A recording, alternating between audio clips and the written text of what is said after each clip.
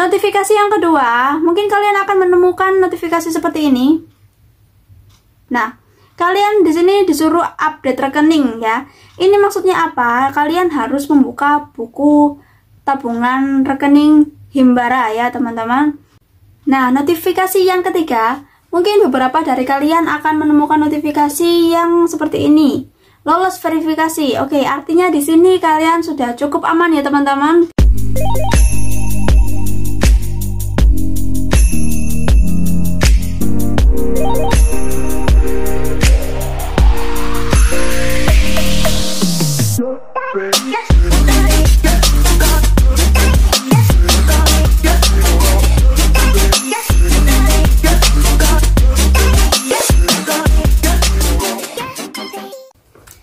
Halo semuanya, kembali lagi bersama aku Dharma Anggar Putri di channel ini.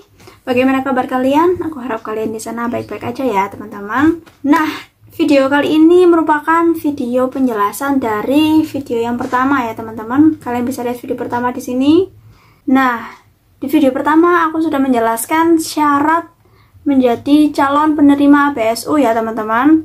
Di sini aku garis bawahi yang paling penting adalah kalian harus sudah terdaftar di BPJS Ketenagakerjaan. Oke.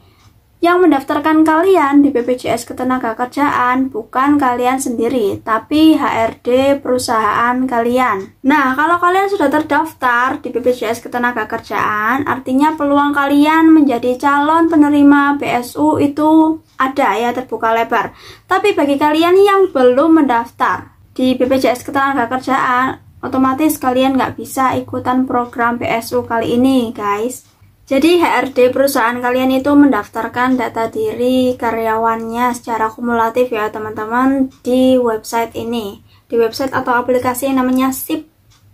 Aplikasi ini hanya bisa diakses oleh HRD perusahaan kalian, bukan kalian pribadi, oke?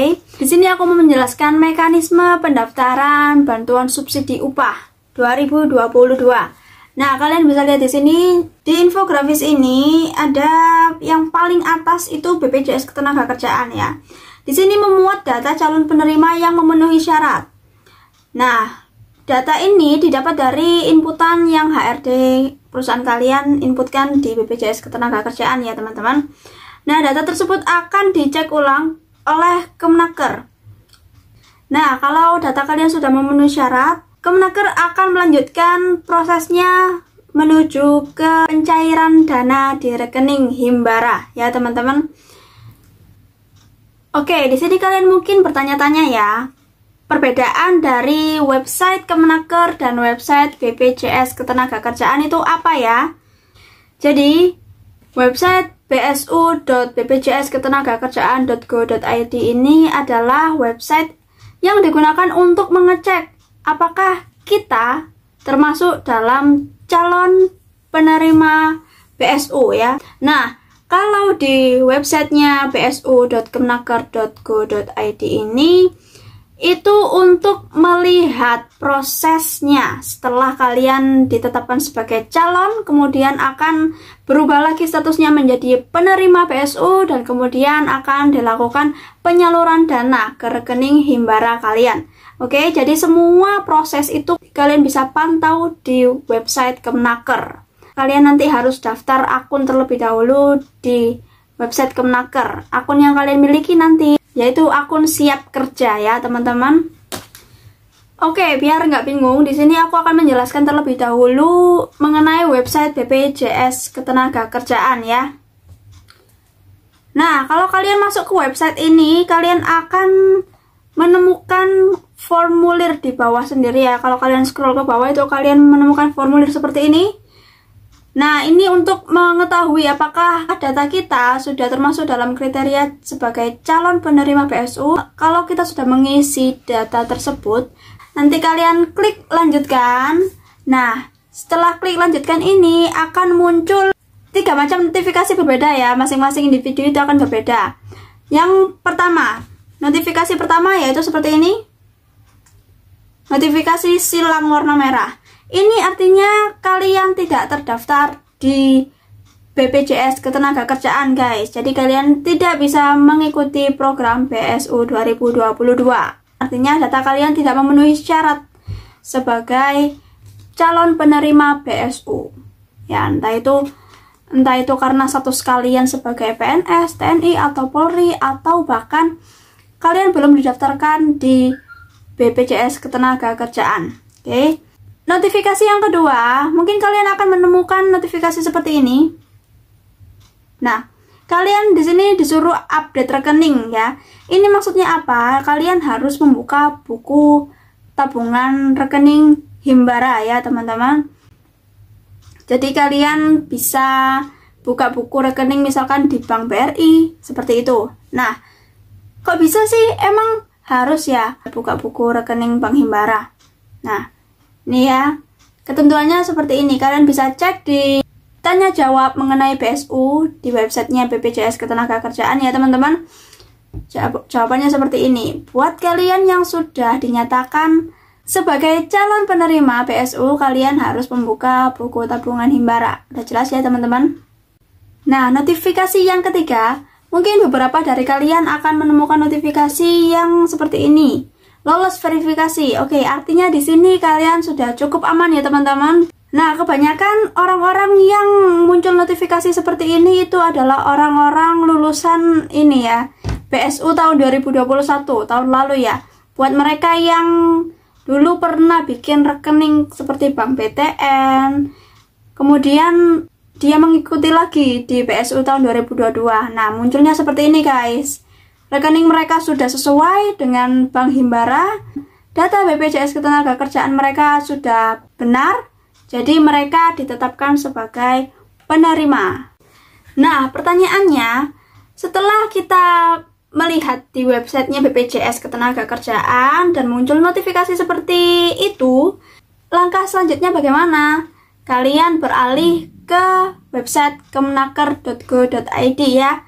Di sana kalian harus punya akun terlebih dahulu. Akunnya itu namanya Siap Kerja.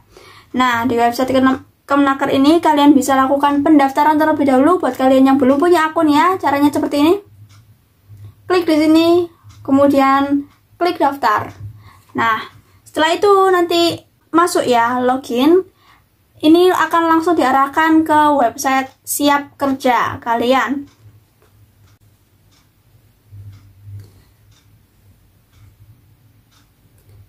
Nah, di akun Siap Kerja ini kalian bisa memantau seluruh proses. Mulai dari tahap 1 kalian ditetapkan sebagai calon, kemudian akan beralih menjadi tahap 2 yaitu sebagai penerima BSU, kemudian lanjut di tahap 3 yaitu penyaluran bantuannya menuju rekening Himbara yang kalian punya. Bagi kalian yang tidak menemukan notifikasi seperti ini, artinya kalian tidak bisa ikut guys di dalam program BSU.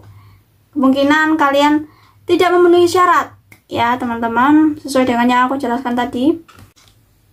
Oke, kita langsung menuju ke pertanyaan ya. Pertanyaan pertama, Kak, apakah pegawai pemerintah non-PNS bisa mengikuti program BSU? Jawabannya ya, bisa. Karena kriteria yang diminta adalah sudah terdaftar di BPJS Ketenagakerjaan ya, yang pertama. Kemudian bukan PNS, TNI atau Polri ya. Pertanyaan kedua, Kak, kalau di PHK apakah bisa mendapatkan BSU? Jawabannya bisa iya, bisa tidak. Jadi selama kalian masih aktif di BPJS Ketenagakerjaan hingga bulan Juli 2022 dan masih rutin membayar hingga bulan Juli 2022, artinya kamu bisa mendapatkan BSU ya teman-teman. Pertanyaan selanjutnya, apakah nama rekening harus sesuai dengan nama KTP? Jawabannya ya. Nama rekening harus sesuai dengan nama KTP dan rekening tersebut adalah milik pribadi. Milik kalian sendiri ya, bukan milik orang tua, bukan milik anak, istri, suami, atau adik, kakak ya teman-teman. Karena ada satu kejadian di tahun 2021 kemarin, ada beberapa teman saya itu yang gagal dapat BSU karena nama rekeningnya berbeda dengan nama di KTP-nya. Nah, itu dia gagal, nggak bisa lanjut ke tahap selanjutnya. Oke, sampai sini ya penjelasannya teman-teman. Sepanjang apapun durasinya, mungkin ada aja yang bikin nggak jelas ya teman-teman. Jadi kalian bisa komen di kolom komentar.